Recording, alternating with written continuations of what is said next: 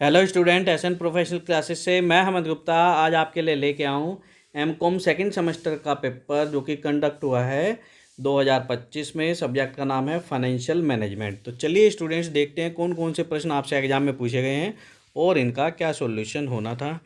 तो सबसे पहले प्रश्न पूछा गया आपसे, वित्तीय प्रबंध का आशय वित्त क्रियाओं पर नियोजन एवं नियंत्रण की क्रिया को लागू करने से होता है।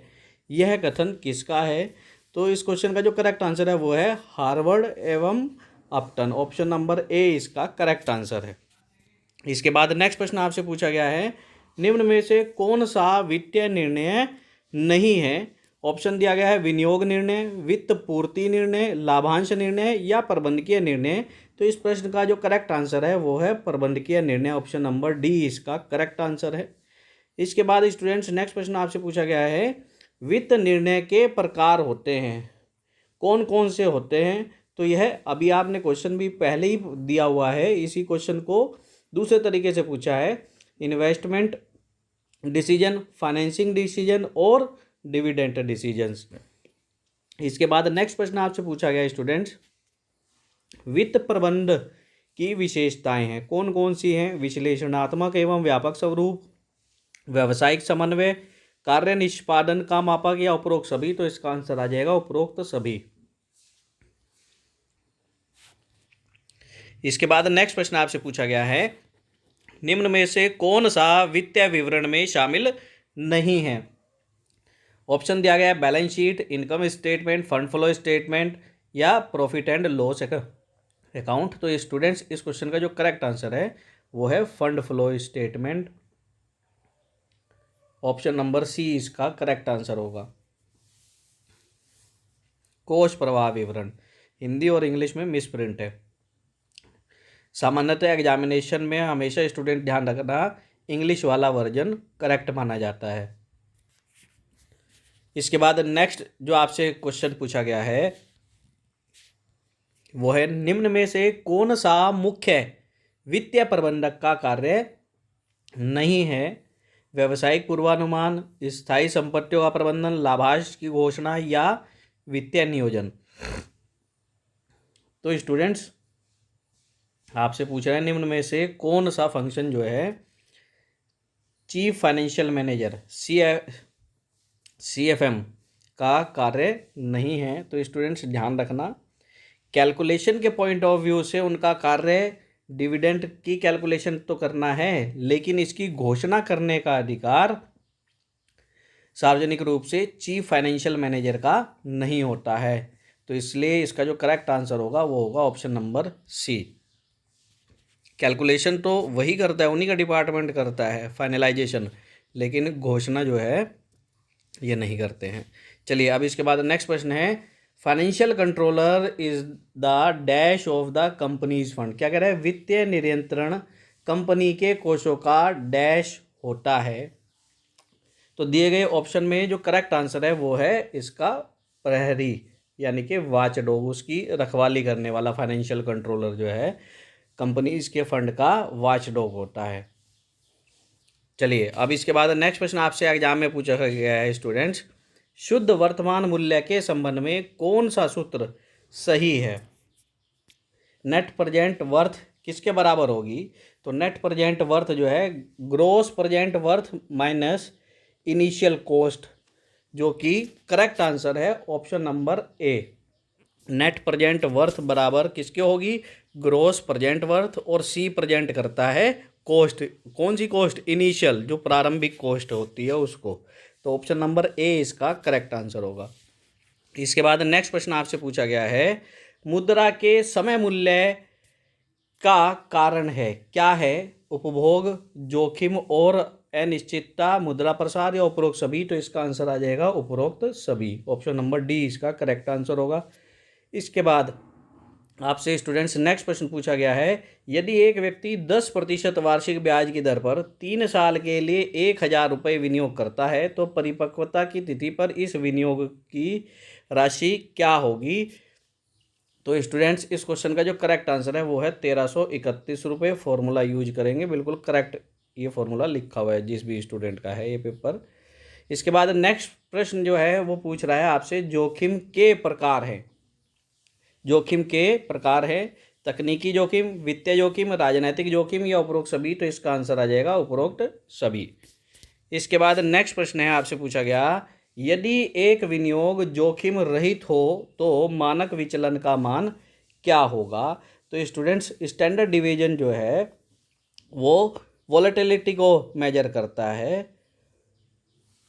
तो इसलिए इसका जो करेक्ट आंसर है वो ऑप्शन नंबर ए आ जाएगा, 0 है। क्यों? क्योंकि क्वेश्चन में कह रहा है यदि एक विनियोग जोखिम रहित है, यानी कि उसमें किसी भी प्रकार का जोखिम नहीं है, तो मानक विचलन क्या होगा। और मानक विचलन जो है वो वॉलेटिलिटी को या अनसर्टेनिटी ऑफ रिटर्न को कैलकुलेट करता है। और यहाँ पे जब 0 कह रहा है तो क्या होगा, आंसर 0 होगा। ऑप्शन नंबर ए इसका करेक्ट आंसर है।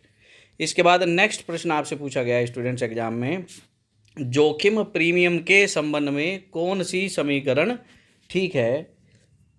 दिए गए ऑप्शन में से जो करेक्ट आंसर है स्टूडेंट्स वो है ऑप्शन नंबर ए, जोखिम प्रीमियम बराबर होता है जोखिम सहित प्रत्यय माइनस जोखिम रहित प्रत्यय का। ऑप्शन नंबर ए इसका करेक्ट आंसर है।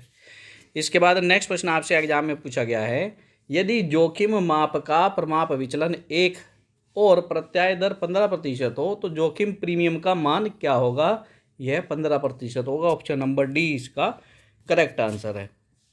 अब इसके बाद नेक्स्ट प्रश्न आपसे पूछा गया है, वित्त प्रबंधक है, फाइनेंशियल मैनेजमेंट इज क्या है, ये कला और विज्ञान दोनों है। ऑप्शन नंबर सी इसका करेक्ट आंसर होगा। अब इसके बाद नेक्स्ट प्रश्न की बात करें तो नेक्स्ट प्रश्न आपसे पूछा गया है, वित्तीय प्रबंध के उद्देश्य हैं लाभ अधिकतमीकरण, मूल्य अधिकतमीकरण, जोखिम न्यूनतीकरण या ए और बी दोनों। तो इसका आंसर आ जाएगा ए और बी दोनों। चलिए अब इसके बाद नेक्स्ट प्रश्न की बात करें तो नेक्स्ट प्रश्न पूछ रहा है, निम्न में से कौन वित्त पूर्ति निर्णय में शामिल नहीं होता है। Financial planning, financing, finance control या इन्वेस्टमेंट इन फिक्स्ड एसेट्स। तो इसका आंसर आ जाएगा investment in fixed assets. Option number D इसका करेक्ट आंसर होगा। अब इसके बाद नेक्स्ट प्रश्न पूछा गया है, चल संपत्तियों में विनियोग प्रभावित करता है, investment in current assets effects the profitability, liquidity, risk या ऑल ऑफ द अबव। तो इसका आंसर आ जाएगा उपरोक्त सभी। ऑप्शन नंबर डी इसका करेक्ट आंसर होगा। इसके बाद नेक्स्ट प्रश्न आपसे पूछा गया स्टूडेंट्स, चल संपत्तियों में आवश्यकता से अधिक विनियोग का परिणाम क्या होता है। तो संस्था की लाभदायकता में कमी आती है। ऑप्शन नंबर बी इसका करेक्ट आंसर होगा। चलिए अब इसके बाद नेक्स्ट प्रश्न जानते हैं। तो नेक्स्ट प्रश्न आपसे एग्जाम में पूछा गया है, फर्म का मूल्य प्रभावित होता है वित्त पूर्ति निर्णय से, विनियोग निर्णय से, लाभांश निर्णय से या उपरोक्त सभी से। तो इसका आंसर आ जाएगा उपरोक्त सभी से। इसके बाद नेक्स्ट प्रश्न है स्टूडेंट्स एग्जाम में पूछा गया, अदायगी अवधि पद्धति माप करती है, तो यह विनियोग कितना शीघ्र वसूला जा सकता है इसकी कैलकुलेशन करती है। ऑप्शन नंबर ए इसका करेक्ट आंसर है। इसके बाद नेक्स्ट प्रश्न आपसे एग्जाम में पूछा गया है, पूंजीगत बजटन की तकनीक जिसमें आधारभूत गणनाओं में अनुमानित ब्याज दर स्पष्टता शामिल की जाती है वह क्या होगी। शुद्ध वर्तमान पद्धति होगी। ऑप्शन नंबर डी इसका करेक्ट आंसर है। इसके बाद नेक्स्ट प्रश्न आपसे पूछ रहा है, निम्नलिखित में से किस पद्धति के अंतर्गत परियोजना के संपूर्ण जीवन काल की लाभप्रदता पर ध्यान नहीं दिया जाता है। तो इसका आंसर आ जाएगा अदायगी अवधि पद्धति। ऑप्शन नंबर ए इसका करेक्ट आंसर है। चलिए अब इसके बाद नेक्स्ट प्रश्न जानते हैं। तो नेक्स्ट प्रश्न है, पूंजीगत बजटन के अन्य नाम क्या है। What is the other name of capital budgeting. Option दिए गए हैं, investment decision making, analysis of capital expenditure, planning of capital expenditure या ऑल ऑफ द अबव। तो इसका आंसर आ जाएगा उपरोक्त सभी। इसके बाद नेक्स्ट प्रश्न आपसे पूछा गया एग्जाम में, पूंजीगत बजटन का क्षेत्र है विस्तार निर्णय, प्रतिस्थापन निर्णय, संयंत्र का चुनाव या उपरोक्त सभी। तो इसका आंसर आ जाएगा उपरोक्त सभी। इसके बाद नेक्स्ट प्रश्न आपसे पूछा गया है स्टूडेंट्स, निम्न में से कौन सा पूंजीगत बजटन का तत्व नहीं है। Capital investment, rate of return, corporate tax rate या इकोनॉमिक लाइफ ऑफ इन्वेस्टमेंट। तो इस प्रश्न का जो करेक्ट आंसर है वो है कॉरपोरेट टैक्स रेट, निगम कर की दर। ऑप्शन नंबर सी इसका करेक्ट आंसर होगा। इसके बाद नेक्स्ट प्रश्न आपसे एग्जाम में पूछा गया है, पूंजीगत बजटन प्रक्रिया का अंतिम चरण है। तो ऑप्शन जो करेक्ट ऑप्शन है वो है नियंत्रण, ऑप्शन नंबर सी इसका करेक्ट आंसर है। और स्टूडेंट्स इसको हम परफॉर्मेंस रिव्यू, फॉलोअप या फीडबैक कंट्रोल के नाम से भी जानते हैं। तो आप इसको भी ध्यान रखेंगे, ज़रूरी नहीं है एग्जामिनेशन में कंट्रोल ऑप्शन दे, आपको परफॉर्मेंस रिव्यू, फॉलोअप भी दे सकता है और फीडबैक कंट्रोल भी दे सकता है। तो आपको दोनों ऑप्शन अलग से ये भी याद रखने हैं। इसके बाद नेक्स्ट एग्जाम में जो प्रश्न पूछा गया है वो है, प्रोफेसर जोल्डीन के अनुसार निम्न में से कौन सा पूंजीगत बजटन समस्या का पहलू नहीं है। तो दिए गए ऑप्शन में से जो करेक्ट आंसर है वो है पूंजीगत बजटन की लाभप्रदता, ऑप्शन नंबर सी इसका करेक्ट आंसर है। इसके बाद नेक्स्ट जो प्रश्न पूछा गया है एग्जाम में वो है, पूंजी की प्राप्ति के आंतरिक साधन हैं, ह्रास और प्रतिधारित लाभ दोनों हैं, ऑप्शन नंबर सी इसका करेक्ट आंसर है। इसके बाद नेक्स्ट प्रश्न आपसे पूछा गया है, जब वांछित प्रत्याय दर ज्ञात ना हो तो वर्तमान मूल्य की किस पद्धति का प्रयोग किया जाता है।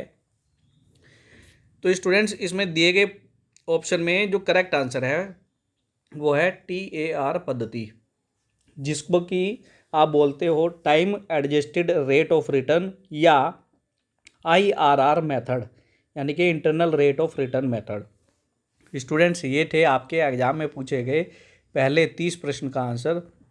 सेशन कैसा लगा कमेंट बॉक्स में कमेंट करके बताएं और साथ ही साथ इसे अपने अन्य मित्रों के साथ जरूर शेयर करें ताकि वो भी इसका बेनिफिट ले सके। मिलते हैं अपने नेक्स्ट सेशन में, तब तक के लिए bye bye student and best of luck for your examination.